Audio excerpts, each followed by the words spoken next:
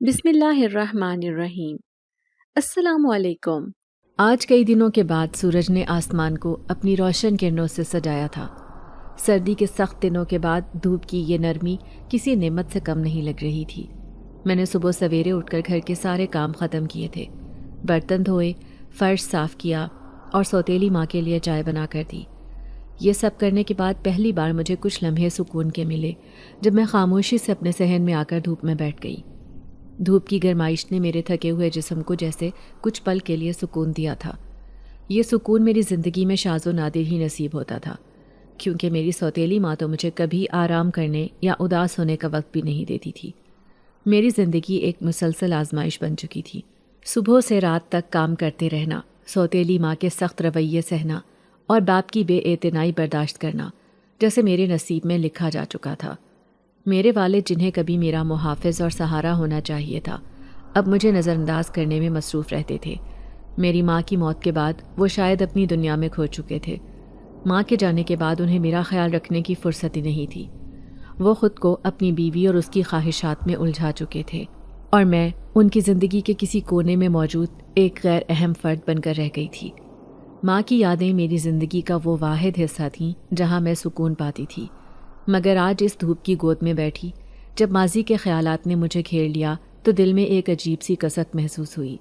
کسی نے ٹھیک ہی کہا تھا کہ اگر ماں مر جائے تو باپ بھی جیسے مر ہی جاتے ہیں۔ میری ماں میرے لیے سب کچھ تھیں، اور ان کے جانے کے بعد میرے باپ نے بھی جیسے مجھ سے منہ موڑ لیا تھا۔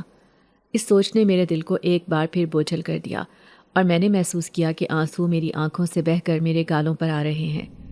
ایک آنسو جو میری دائیں آنکھ سے نکلا میرے کپڑوں پر گرا اور فوراً جذب ہو گیا۔ وہ آنسو میرے دل کی ان کہانیوں کا گواہ تھا جو میں کسی سے بیان نہیں کر سکتی تھی۔ یہ آنسو میرے دل کے اندر چھپے درد کی تصویر تھے۔ میں نے دھوپ کی طرف دیکھا جیسے وہ مجھ سے کچھ کہہ رہی ہو۔ شاید یہ دھوپ میری ماں کی طرح مجھے تسلی دینے آئی تھی، لیکن اس کے باوجود میرا دل اس سکون کو قبول نہیں کر پا رہا تھا۔ دھوپ کی گرمی نے جسم کو تو سکون دیا، لیکن دل کی سردی کہیں زیادہ گہری تھی۔ میں صرف 12 سال کی تھی جب میری ماں ایک حادثے میں زندگی کی بازی ہار گئیں۔ وہ دن میری زندگی کا ایسا موڑ تھا جس نے میری معصومیت، خوشیوں اور بے فکری کے دنوں کو ہمیشہ کے لیے چھین لیا۔ میری ماں میری دنیا کا مرکز تھیں، میری ہر خوشی کی بنیاد، لیکن جب وہ ہم سے جدا ہوئیں تو ایسا لگا جیسے میرا وجود بکھر گیا ہو۔ وہ ایک عام دن تھا، مگر اس دن نے میری زندگی کو غیر معمولی درد میں مبتلا کر دیا۔ وہ لمحے آج بھی میرے ذہن میں ایک فلم کی طرح چلتے ہیں۔ ان کی آخری مسکراہٹ، ان کا وہ لمحہ جب وہ مجھے گلے لگا کر گئیں اور اس کے بعد کبھی واپس نہ آئیں۔ ماں کی وفات کے بعد میرا ننھا دل جس محبت کا پیاسا تھا، اس کا سہارا صرف میری دادی نے بننے کی کوشش کی۔ میری دادی جو اس وقت تک حیات تھیں، انہوں نے مجھے اپنی گود میں لے لیا اور ہر ممکن کوشش کی کہ میں ماں کی کمی کو محسوس نہ کروں۔ وہ میرے ہر غم کو اپنے شفقت بھرے الفاظ سے کم کرنے کی کوشش کرتی تھی۔ ان کے ساتھ میرا ہر لمحہ محبت اور حفاظت کا احساس لیے ہوئے ہوتا تھا، لیکن یہ سکون بھی عارضی ثابت ہوا، کیونکہ میری ماں کے بعد میری دادی نے بھی زیادہ عرصے میرے ساتھ رہنے کی مہلت نہ پائی۔ ان کی وفات کے بعد میں ایک بار پھر دنیا کی بے رحم حقیقتوں کے سامنے اکیلی کھڑی رہ گئی۔ ماں کے جانے کے بعد ابو نے شاید اپنے اکیلے پن کو ختم کرنے کے لیے دوسری شادی کر لی۔ میری زندگی میں ایک نئی عورت نے قدم رکھا جسے دنیا میری ماں کہتی تھی، لیکن وہ میرے لیے کبھی ماں نہ بن سکی۔ ان کی محبت میرے لیے کبھی حقیقی نہیں تھی، اور یہ بات مجھے ہر دن اور ہر لمحے شدت سے محسوس ہوتی تھی۔ دادی کے زندہ ہونے تک وہ کچھ حد تک مجھ سے اچھا سلوک کرنے کی کوشش کرتی تھی، کیونکہ دادی کے وجود نے انہیں روک رکھا تھا، لیکن جب دادی بھی اس دنیا سے رخصت ہو گئیں تو جیسے ان پر سے ہر روک تھام ہٹ گئی۔ وہ اپنے اصل رویے میں آ گئیں اور میرے لیے زندگی مزید مشکل بنا دی گئی۔ پھر ایک وقت ایسا آیا جب اللہ نے ان کو بیٹے کی نعمت سے نوازا۔ ان کی اپنی اہمیت اور قدر گھر میں دگنا ہو گئی، اور میرا وجود جیسے مزید غیر ضروری محسوس ہونے لگا۔ وہ اپنے بیٹے کے لیے ہر وہ محبت اور قربانی دینے کو تیار تھیں جو میں نے کبھی اپنی ماں سے دیکھی تھی، لیکن یہ سب ان کے اپنے بچے کے لیے تھا، میرے لیے نہیں۔ میں ایک کونے میں خاموشی سے یہ سب دیکھتی رہتی، یہ سمجھنے کی کوشش کرتی تھی کہ آخر میں نے کون سا ایسا جرم کیا ہے جس کی سزا مجھے ہر لمحے مل رہی ہے۔ میری زندگی کے دن ایک ایسی آزمائش میں گزرنے لگے جہاں میرے خواب، خوشیاں اور امیدیں سب بکھرتی گئیں۔ اور میں خود کو تنہائی کے اندھیروں میں گھرا ہوا محسوس کرنے لگی۔ میرے والد ایک موٹر سائیکل مکینک تھے۔ ان کی اپنی ایک چھوٹی سی دکان تھی جہاں وہ دن بھر کام کرتے اور گھر کے لیے رزق کماتے تھے۔ ان کی محنت اور مہارت کی وجہ سے آمدنی اچھی ہو جاتی تھی، لیکن پھر بھی ہمارا اپنا گھر نہیں تھا۔ ہم ہمیشہ کرائے کے مکانوں میں رہنے پر مجبور تھے۔ شاید یہی وجہ تھی کہ ہر چند سال بعد ہمیں مکان تبدیل کرنا پڑتا تھا۔ کچھ دن پہلے ہی ہم نے ایک نیا مکان کرائے پر لیا تھا۔ یہ ایک پرانا مگر صاف ستھرا مکان تھا جس کے صحن میں دھوپ بڑی خوبصورت لگتی تھی۔ آج بھی معمول کے کام ختم کرنے کے بعد میں اسی صحن میں دھوپ کی گرمی کا لطف اٹھانے کے لیے آ کر بیٹھ گئی تھی۔ سورج کی نرم کرنیں میرے چہرے کو چھو رہی تھیں اور لمحے بھر کے لیے مجھے لگا کہ زندگی کی تلخیاں کچھ وقت کے لیے ختم ہو گئی ہیں۔ لیکن اچانک اس سکون کو ایک عجیب اور تیز آواز نے توڑ دیا۔ یہ آواز کچن سے آ رہی تھی اور یوں لگ رہا تھا جیسے برتن ٹوٹنے کی کوئی بڑی واردات ہو گئی ہو۔ میں فوراً گھبرا کر کچن کی طرف بھاگی۔ میرے دل کی دھڑکن تیز ہو چکی تھی اور میں نے تصور کیا کہ شاید کچن میں کچھ گر گیا ہوگا یا کوئی چیز خراب ہو گئی ہوگی۔ لیکن جب میں کچن میں پہنچی تو وہاں تو سب کچھ اپنی جگہ پر بالکل ٹھیک تھا۔ نہ کوئی برتن ٹوٹا تھا اور نہ ہی کوئی غیر معمولی چیز نظر آئی۔ میں نے سوچا شاید میرا وہم ہوگا یا شاید تھکن کی وجہ سے میرے کان بج رہے ہوں۔ میں نے کچن کا جائزہ لے کر دل کو تسلی دی اور دوبارہ صحن میں آ کر بیٹھ گئی۔ لیکن یہ سکون زیادہ دیر برقرار نہ رہ سکا، کیونکہ چند ہی لمحوں بعد وہی برتن ٹوٹنے کی آواز دوبارہ میرے کانوں میں گونجی۔ اس بار آواز پہلے سے بھی زیادہ واضح اور زوردار تھی۔ میرے دل کی دھڑکن مزید تیز ہو گئی اور میں ایک بار پھر کچن کی طرف دوڑی۔ لیکن کچن کا منظر ایک بار پھر وہی تھا، سب کچھ اپنی جگہ پر محفوظ اور ٹھیک ٹھاک۔ اب میرا دل ڈوبنے لگا تھا اور ایک عجیب سا خوف میرے دل میں جگہ بنانے لگا۔ یہ سوچ کہ شاید کچھ غیر معمولی ہو رہا ہے میرے وجود کو لرزا رہی تھی۔ میں نے دل ہی دل میں خود کو تسلی دی کہ یہ سب محض میرا وہم ہے، شاید نئے گھر میں آنے کی وجہ سے ذہن پریشان ہو رہا ہے۔ میں دوبارہ صحن میں آ کر بیٹھ گئی، لیکن اس بار مجھے مکمل سکون کا احساس نہ ہو سکا۔ پھر اچانک مجھے یوں محسوس ہونے لگا جیسے کوئی سیڑھیوں پر چل رہا ہو۔ ہمارے صحن کے ساتھ ہی سیڑھیاں تھیں جو چھت کی طرف جاتی تھیں۔ میں نے کان لگا کر سننے کی کوشش کی تو قدموں کی ہلکی ہلکی آوازیں بالکل واضح تھیں۔ میری ہمت جواب دے رہی تھی، لیکن میں نے پھر بھی اپنی جگہ سے اٹھ کر سیڑھیوں کی طرف دیکھا۔ وہاں کچھ بھی نہیں تھا، سیڑھیاں بالکل خالی تھیں اور ہوا بھی بالکل پرسکون تھی۔ میرا دل اب خوف سے بیٹھنے لگا تھا اور اکیلے گھر میں رہنے کا سارا مزہ خوف میں تبدیل ہو چکا تھا۔ میں صحن میں وہیں بیٹھ گئی، لیکن دل مسلسل دھڑک رہا تھا اور دماغ میں ہزاروں خیالات چل رہے تھے۔ کچھ دیر بعد وہی عجیب آوازیں دوبارہ آنے لگیں، کبھی برتنوں کی آواز، کبھی قدموں کی چاپ، اور کبھی یوں محسوس ہوتا جیسے کوئی میرے ارد گرد موجود ہو۔ مجھے نہیں معلوم تھا کہ یہ سب کیا تھا، لیکن یہ ضرور تھا کہ وہ لمحے میرے لیے ناقابل برداشت ہوتے جا رہے تھے۔ یوں لگا جیسے وقت تھم گیا ہو اور ہر پل مجھے خوف کے سمندر میں مزید گہرائی میں لے جا رہا ہو۔ پھر ایک دم ہر طرف خاموشی چھا گئی۔ یوں لگا جیسے کائنات نے لمحے بھر کے لیے اپنی سانسیں روک لی ہوں۔ وہ پراسرار آوازیں جو چند لمحے پہلے تک میری دنیا کو ہلا رہی تھیں، اچانک غائب ہو گئیں۔ میں نے دل کی دھڑکن کو سنبھالنے کی کوشش کی اور آیت الکرسی پڑھنا شروع کر دی۔ ہر لفظ کے ساتھ دل کو تسلی دینے کی کوشش کرتی رہی، لیکن خوف نے میرے وجود کو جکڑ رکھا تھا۔ کمرے میں اکیلے بیٹھے میں نے خود کو عجیب و غریب خیالات کے حصار میں پایا۔ میں دعا کر رہی تھی کہ کوئی جلدی سے گھر آ جائے اور یہ اکیلا پن ختم ہو جائے۔ پھر چند لمحوں بعد دروازہ کھلنے کی آواز آئی۔ میری سوتیلی ماں اپنے چھوٹے بیٹے کے ساتھ گھر میں داخل ہو گئی تھی۔ میں نے پہلی بار اس کی موجودگی کا دل سے شکر ادا کیا، کیونکہ اس وقت میں کسی بھی طرح کے انسانی وجود کو اپنے قریب دیکھنے کے لیے ترس رہی تھی۔ لیکن اس کے باوجود میں اس سے اپنے ساتھ پیش آنے والے واقعے کے بارے میں کچھ نہ کہہ سکی۔ نہ جانے کیوں مجھے لگا تھا کہ وہ میری بات کا یقین نہیں کرے گی، بلکہ الٹا مجھے ہی ڈانٹ دے گی یا میرا مذاق اڑائے گی۔ میں نے فوری طور پر اٹھ کر اسے پانی کا گلاس پیش کیا۔ اس نے گلاس تھاما، چند گھونٹ پیے اور تھکے ہوئے لہجے میں بولی، میں بہت تھک گئی ہوں، سونے جا رہی ہوں، مجھے ڈسٹرب نہ کرنا۔ میں نے سر ہلا دیا اور خاموشی سے ایک طرف ہٹ گئی۔ وہ اپنے کمرے کی طرف چلی گئی اور میں نے ایک بار پھر خود کو کچن کی طرف جاتے ہوئے پایا۔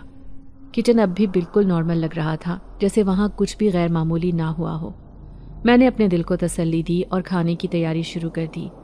کھانے کے لیے مسالے نکالنے لگی تو عجیب بات یہ ہوئی کہ جو چیز میں ڈھونڈتی وہ غائب ہو جاتی۔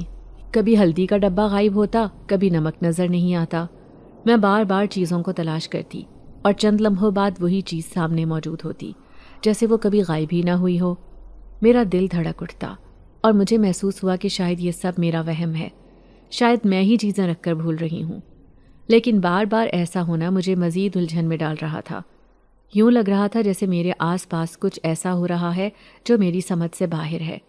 خیر، جیسے تیسے کر کے میں نے کھانا تو بنا لیا، دل میں خوف کے ساتھ یہ دعا بھی کرتی رہی کہ یہ عجیب واقعے اب ختم ہو جائیں۔ جب کھانا تیار ہو گیا تو میں نے سکھ کا سانس لیا۔ رات کے قریب وقت تھا اور میں نے انتظار شروع کیا کہ ابا کب گھر آئیں گے۔ آخر کار کچھ دیر بعد دروازے پر دستک ہوئی اور ابو گھر آ گئے۔ ان کی آمد نے مجھے ایک بار پھر کچھ اطمینان بخشا۔ میں نے فوراً ان کا حال پوچھا اور کھانے کے لیے دسترخوان لگانے لگی، لیکن دل کے کسی کونے میں ابھی بھی وہ پراسرار آوازیں اور غائب ہوتی چیزوں کا خیال مجھے پریشان کیے جا رہا تھا۔ مجھے سمجھ نہیں آ رہا تھا کہ یہ سب میرے ساتھ کیوں ہو رہا ہے، اور یہ سوچ میری رات کی نیند بھی اڑا دینے والی تھی۔ میں نے ان تینوں کے لیے دسترخوان پر کھانا لگا دیا اور خود کچن میں جا کر ایک کونے میں بیٹھ گئی۔ میرے دل میں ان کے ساتھ بیٹھ کر کھانے کا کوئی ارادہ نہیں تھا اور نہ ہی اس کی کوئی ہمت بچی تھی۔ ہر بار جب میں ان کے ساتھ بیٹھتی، میری سوتیلی ماں کی گہری اور تیز نظروں کا سامنا مجھے کرنا پڑتا تھا۔ وہ نظریں میرے دل پر گہرے وار کرتی تھیں، جیسے خاموشی سے مجھ پر الزام لگا رہی ہوں۔ ان نظروں میں ایک عجیب سی شرمندگی کا احساس تھا جو میرے وجود کو کچوکے دیتا تھا۔ یوں محسوس ہوتا تھا کہ وہ بغیر الفاظ کے کہہ رہی ہوں، میرے شوہر کا کھاتی ہو۔ یہ بات میرے دل کو چھلنی کر دیتی تھی، حالانکہ میں جانتی تھی کہ یہ سب کچھ اللہ کا دیا ہوا رزق تھا اور ہم سب اسی کے محتاج ہیں۔ میری ماں کے گزر جانے کے بعد میں نے ہمیشہ اپنے آپ کو گھر میں ایک بوجھ محسوس کیا تھا۔ ایسا نہیں تھا کہ میں نے کبھی کسی کا حق چھینا ہو یا کسی پر بوجھ بننے کی کوشش کی ہو، لیکن سوتیلی ماں کے رویے نے مجھے اس احساس میں مبتلا کر دیا تھا کہ جیسے میرا وجود یہاں غیر ضروری ہو۔ وہ ہر بار اپنی نظروں اور رویے سے مجھے یہ جتاتی تھی کہ میں ان کا حصہ نہیں ہوں، بلکہ ایک ایسی ذمہ داری ہوں جسے وہ دل سے قبول نہیں کر سکتی۔ حالانکہ حقیقت یہ تھی کہ جو کچھ اس گھر میں تھا وہ میرے باپ کی کمائی تھی اور میرا باپ ہی مجھے اس دنیا میں لانے والا تھا۔ لیکن اس سب کے باوجود میرے باپ کا رویہ سب سے زیادہ تکلیف دہ تھا۔ وہ میری موجودگی سے بے نیاز رہتا تھا، جیسے میری خوشی یا غم اس کے لیے کوئی معنی نہیں رکھتے۔ میری زندگی کے اہم لمحات میں وہ کبھی شریک نہیں ہوا تھا۔ مجھے ہمیشہ لگا کہ اس کے دل میں میرے لیے محبت کی جگہ ایک سرد مہری نے لے لی ہے۔ شاید یہ سب کچھ میری سوتیلی ماں کے اثر کی وجہ سے ہوا ہو، یا شاید میری ماں کی موت نے اس کے دل کو سخت کر دیا ہو، لیکن جو بھی تھا، اس کا رویہ میرے زخموں پر نمک چھڑکنے کے برابر تھا۔ میں نے اپنی زندگی میں ہمیشہ یہ سیکھا تھا کہ اللہ سب کا رازق ہے اور ہم سب اسی کے بندے ہیں۔ جو کچھ ہمیں ملتا ہے وہ اللہ کا دیا ہوتا ہے، چاہے وہ کسی بھی ذریعے سے پہنچے۔ لیکن سوتیلی ماں کی باتوں اور رویے نے مجھے اس یقین میں بھی شک ڈالنے پر مجبور کر دیا تھا۔ میں نے کئی راتیں ان خیالات کے ساتھ جاگ کر گزاری تھیں کہ کیا واقعی میرا اس گھر میں کوئی حق نہیں؟ کیا میرے باپ کی کمائی پر میرا کوئی حصہ نہیں؟ لیکن پھر دل کو تسلی دیتی کہ یہ سب اللہ کی طرف سے ہے اور وہی بہتر جانتا ہے۔ اس دن بھی جب میں کچن کے کونے میں بیٹھ کر ان کے کھانے کے ختم ہونے کا انتظار کر رہی تھی، میرے دل میں یہی خیالات گردش کر رہے تھے۔ ان کے کہے، باتیں اور کھانے کی آوازیں میرے کانوں میں گونج رہی تھیں، لیکن میرے لیے وہ سب بے معنی تھی۔ میں نے خود کو اس لمحے میں بہت تنہا محسوس کیا۔ یوں لگا جیسے میں اس دنیا میں اکیلی ہوں اور میرے جذبات کا بھی کوئی پرسان حال نہیں۔ میں نے کچن میں ہی بیٹھ کر کھانے کا فیصلہ کیا، کیونکہ وہاں پر بیٹھ کر مجھے سکون محسوس ہوتا تھا۔ جیسے ہی میں کھانے میں مصروف ہوئی، اچانک ایک بلّا کھلے صحن سے کچن کے اندر داخل ہوا۔ وہ دبے پاؤں چلتا ہوا میرے قریب آ کر بیٹھ گیا۔ مجھے بلیاں ہمیشہ سے بہت پسند تھیں۔ ان کی معصومیت اور حرکتیں میرے دل کو خوش کر دیتی تھیں۔ میں نے اس کے آگے کھانے کی ایک ہڈی ڈال دی جو میں نے اپنے لیے بچا کر رکھی تھی۔ وہ بلّا فوراً لپک کر ہڈی کو چبا گیا، جیسے اسے کئی دنوں سے بھوک لگی ہو۔ میں نے ہڈی کاٹنے کی اس کی آواز سنی اور دل ہی دل میں مسکرا دی۔ اس کے بعد میں نے ایک اور بڑی ہڈی نکال کر اس کے سامنے رکھی اور وہ بھی اس نے ویسے ہی جلدی سے کھا لی۔ اس عمل کو دیکھ کر میرا دل مزید نرم پڑ گیا اور میں نے اسے اپنی پلیٹ میں سے مزید ہڈیاں نکال کر دینا شروع کر دیں۔ اس نے 3-4 ہڈیاں اور کھا لیں اور ہر بار مجھے ایسا لگا کہ جیسے وہ شکر گزار ہو۔ جب وہ پیٹ بھر چکا تو ایک لمحے کے لیے وہ میری طرف دیکھتا رہا جیسے کچھ کہنا چاہتا ہو، لیکن پھر اچانک چھلانگ لگا کر صحن کے راستے چھت پر چلا گیا۔ میں نے کھانے کے بعد اپنے برتن سمیٹے اور باقی کے کام کرنے لگی۔ گھر کے ماحول میں ایک عجیب سا سکون تھا، لیکن اس سکون کے پیچھے کچھ عجیب سا خوف بھی چھپا ہوا تھا جسے میں نظر انداز کرنے کی کوشش کر رہی تھی۔ برتن دھونے کے بعد میں نے سب کے لیے چائے بنائی۔ چائے تیار کرتے وقت میرا ذہن اس بلے کے بارے میں سوچتا رہا۔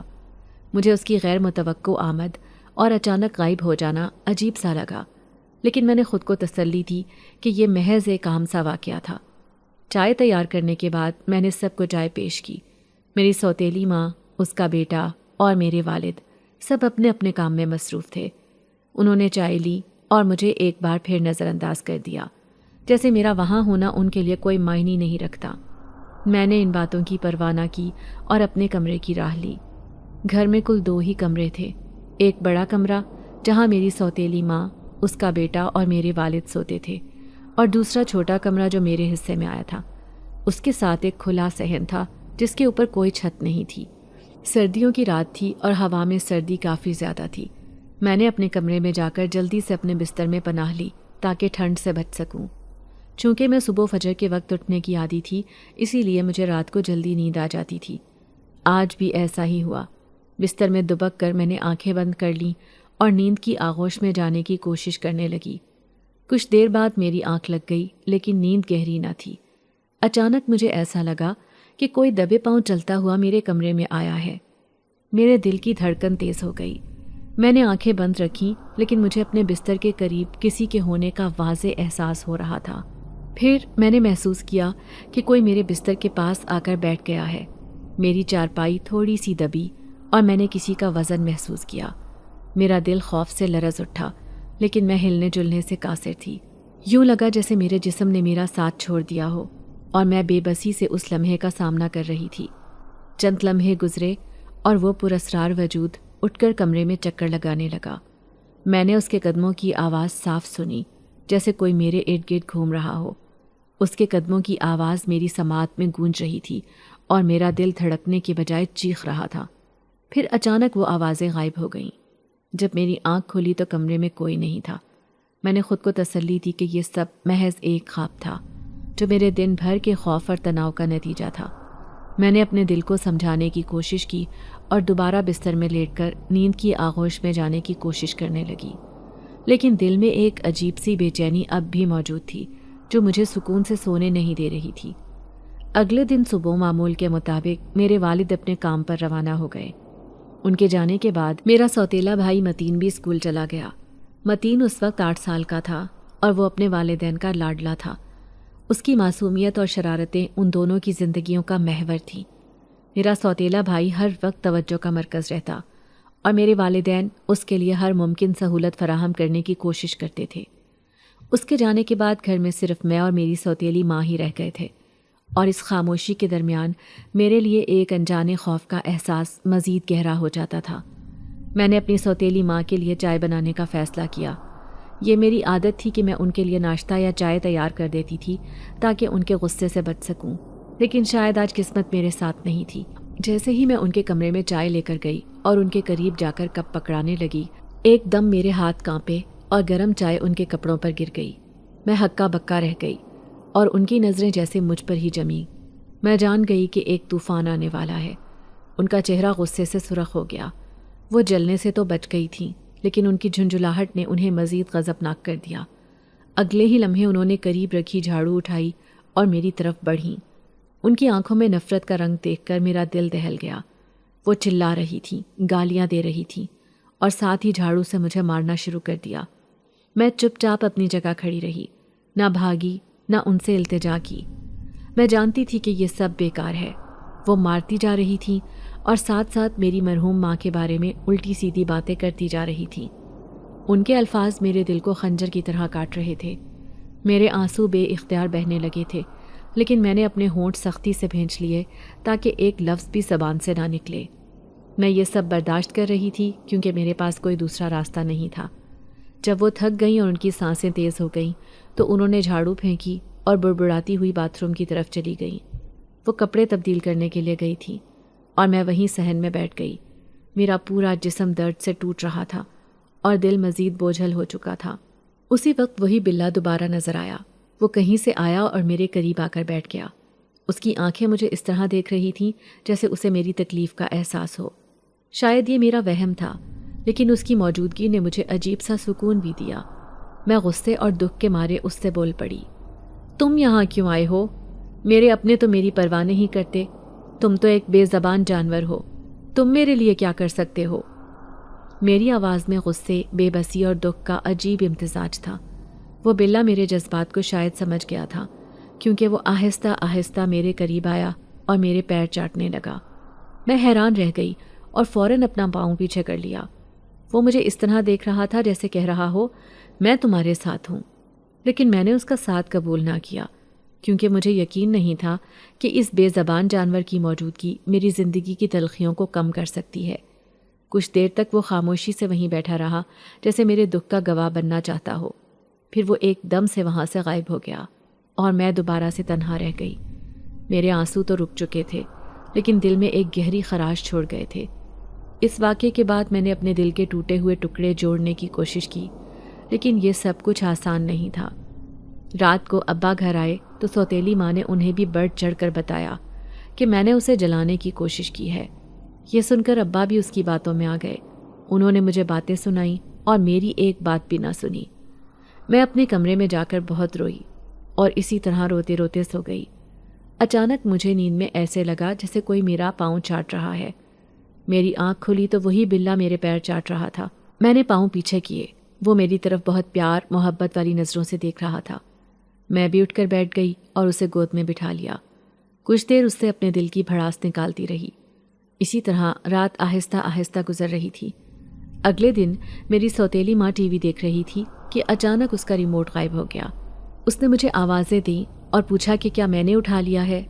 میں نے اسے بہت یقین دلایا کہ میں نے نہیں اٹھایا، میں تو یہاں آئی ہی نہیں، لیکن وہ مسلسل مجھ پر الزام لگاتی رہی کہ میں جان بوجھ کر اسے تنگ کرنے کے لیے ایسا کرتی ہوں، جبکہ حقیقت میں وہ مجھے تنگ کرنے کا کوئی موقع ہاتھ سے جانے نہیں دیتی تھی۔ کچھ دیر تلاش کرنے کے بعد اچانک میری نظر زمین پر پڑی تو سامنے ہی درمیان میں ریموٹ پڑا دکھائی دیا۔ میں نے انہیں کہا کہ دیکھیں وہ پڑا ہوا ہے۔ وہ بڑبڑانے لگیں۔ میں نے ریموٹ اٹھا کر انہیں پکڑایا اور واش روم میں فریش ہونے چلی گئی۔ میں ابھی باہر نکلی ہی تھی کہ اچانک میں نے دیکھا تو کوئی نادیدہ چیز وضو کر کے باہر نکل رہی تھی۔ اس کے گیلے پاؤں کے نشان واضح بنتے نظر آ رہے تھے۔ میرا دل دھک سے رہ گیا۔ میرا ہاتھ بے اختیار اپنے سینے پر چلا گیا۔ مجھے بہت خوف محسوس ہو رہا تھا۔ پھر وہ قدموں کے نشان چھت پر جاتے دکھائی دیے۔ چھت پر ایک کمرہ موجود تھا، لیکن ہم لوگوں کو وہاں جانے کی اجازت نہیں تھی، کیونکہ مالک مکان نے کہا تھا کہ اس کمرے میں اس کا سامان پڑا ہوا ہے، اس لیے وہ لاک ہے۔ جب سے اس گھر میں ہم آئے تھے، چھت پر جانے کی نوبت ہی نہیں آئی تھی۔ آج بھی میری ہمت نہ ہوئی کہ میں پیچھے جا کر اس بات کی مزید تحقیق کروں، لیکن یہ بات مجھ پر واضح ہو چکی تھی کہ یہاں ہمارے علاوہ دوسری مخلوق بھی موجود تھی۔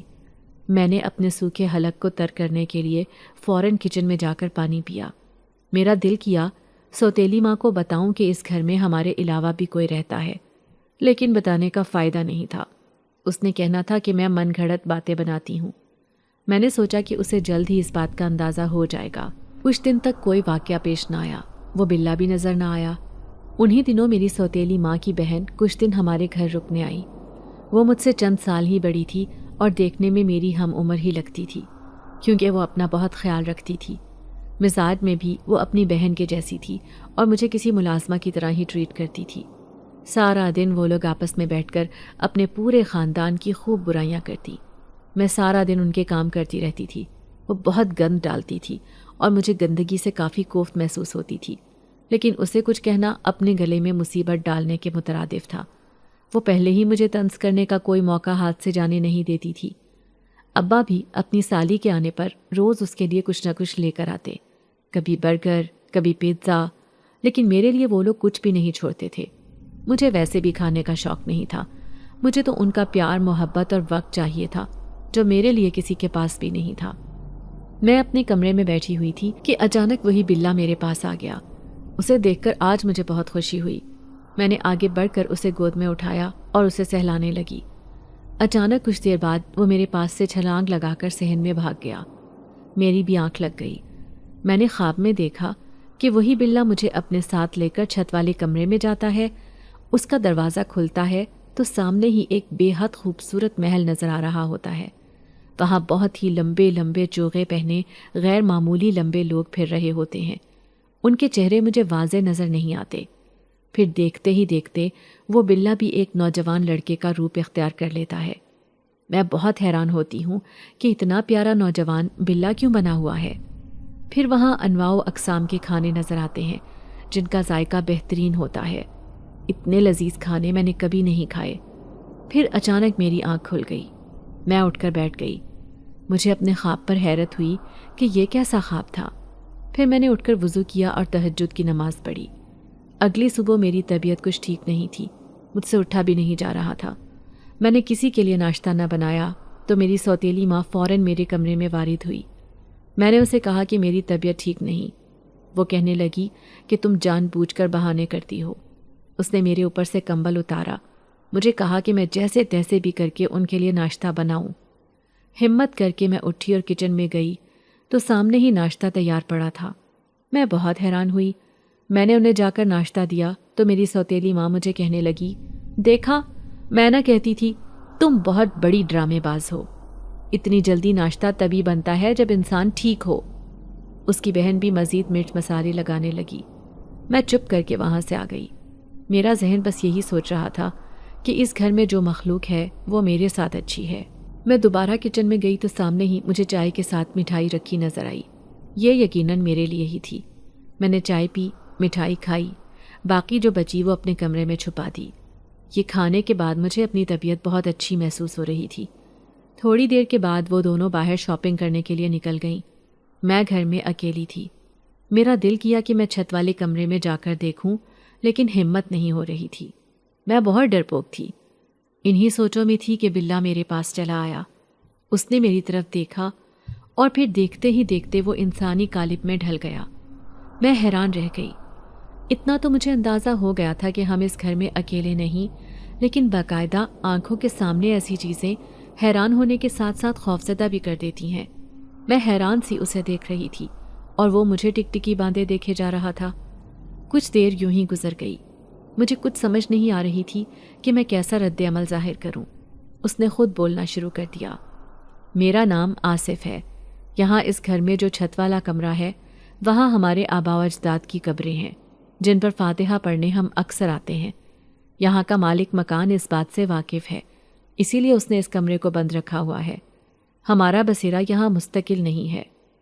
میں نے ہمت کی اور بولنے لگی، لیکن میں نے کافی دفعہ جنات کی موجودگی محسوس کی ہے، لیکن ہم کبھی کبھار آتے ہیں۔ میں نے جب تمہیں پہلی دفعہ یہاں دیکھا تھا تم مجھے بہت اچھی لگی تھی۔ تمہاری سوتیلی ماں کا رویہ دیکھ کر مجھے لگا کہ شاید تمہیں میری ضرورت ہے۔ نہیں، مجھے کوئی مدد نہیں چاہیے، میں آنکھیں چراتے ہوئے بولی۔ جیسے تمہاری مرضی، لیکن اگر کبھی میری ضرورت پڑے تو مجھے یاد کرنا۔ یہ ہار بھی رکھ لو، اس پر 2 بار مسل کر مجھے یاد کرنا، میں آ جاؤں گا۔ یہ الفاظ ادا کرتے ہی وہ بلی بن کر غائب ہو گیا۔ میری سوتیلی ماں اور اس کی بہن واپس آ چکی تھیں۔ ان کے ہاتھ میں شاپنگ بیگز تھے، ساتھ میں انہوں نے اپنے لیے سموسے لائے تھے۔ میں پلیٹ میں ڈال کر ان کے آگے رکھنے لگی۔ آج خلاف توقع میری سوتیلی ماں کی بہن نے مجھے کہا، تم بھی کھا لو، کیا یاد کرو گی، کس سخی سے پالا پڑا ہے۔ میں نے ایک نظر اسے دیکھا اور نفی میں سر ہلا دیا اور وہاں سے جانے لگی۔ ان کی آوازیں میرے کانوں میں پڑ رہی تھیں۔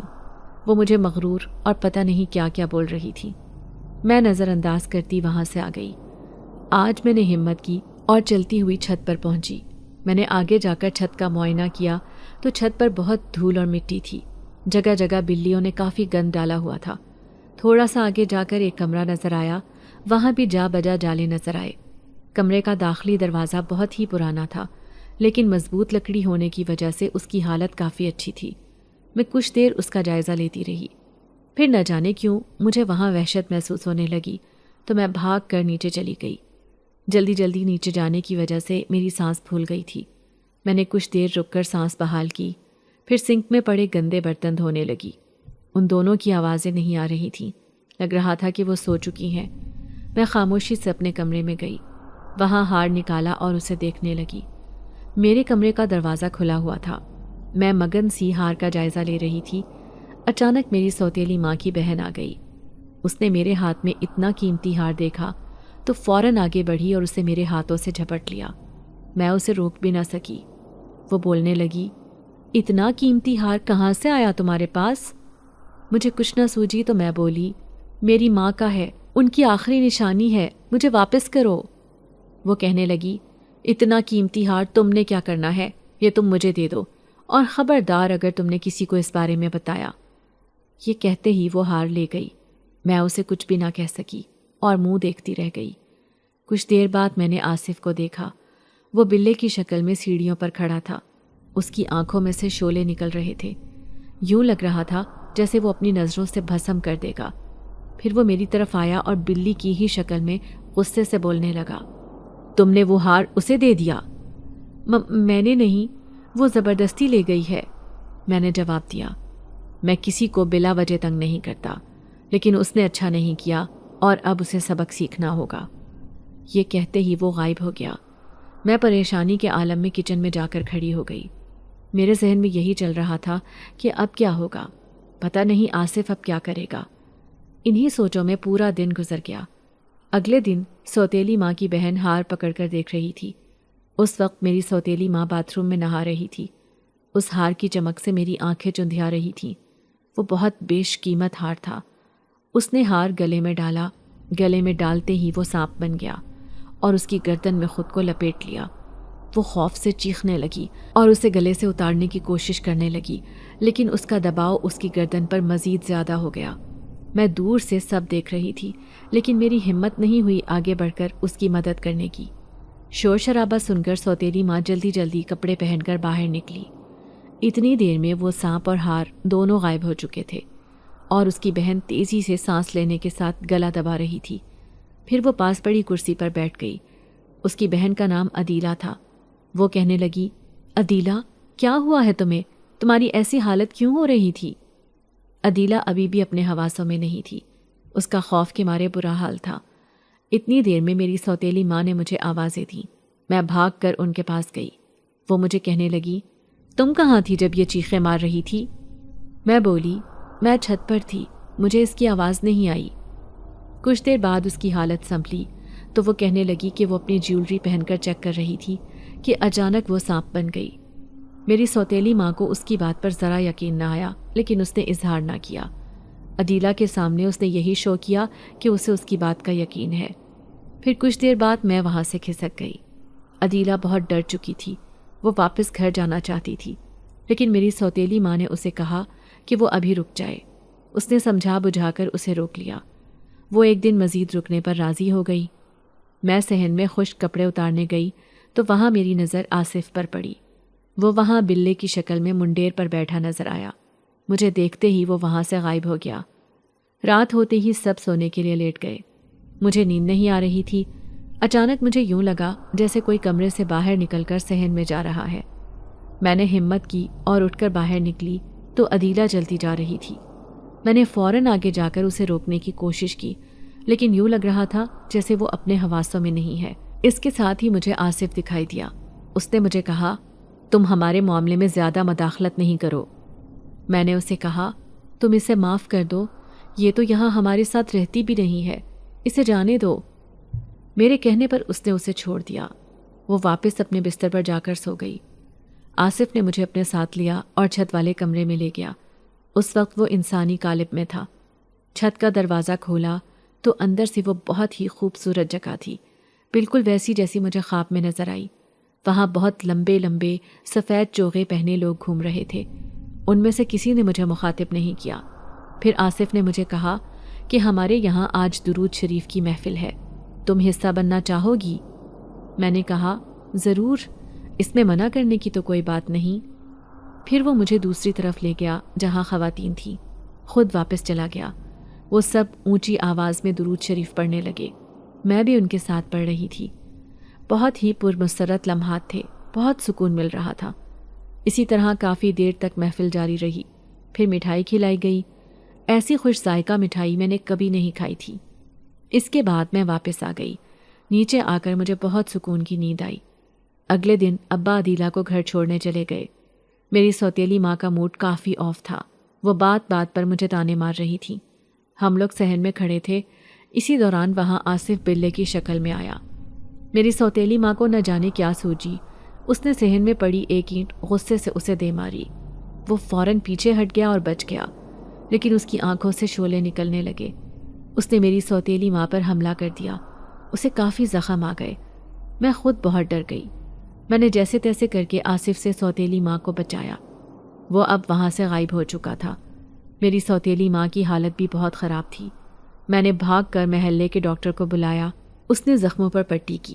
پھر ڈاکٹر بولا، یہ عام گلی محلوں میں پھرنے والے بلوں کو ویکسینیشن نہیں لگی ہوتی، تو ان کا کاٹنا خطرناک ہو سکتا ہے۔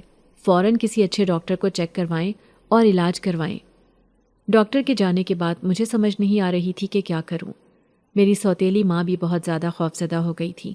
کہنے لگیں، تم میرے ساتھ ڈاکٹر کے پاس چلو، کہیں ایسا نہ ہو کہ مجھے کوئی خطرناک بیماری لگ جائے۔ ہم فوراً ہاسپٹل پہنچے، وہاں سے ٹریٹمنٹ کروایا اور گھر آ گئے۔ لیکن اس کی ذہنی حالت بہت ابتر تھی۔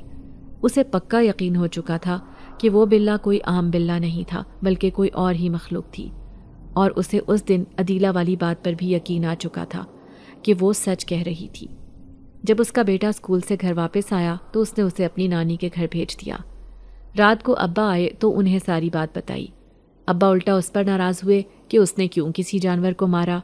اکثر ان جانوروں کی شکل میں دوسری مخلوق بھی ہوتی ہے، لیکن اب کچھ نہیں ہو سکتا تھا۔ ابا بھی بہت پریشان ہوئے۔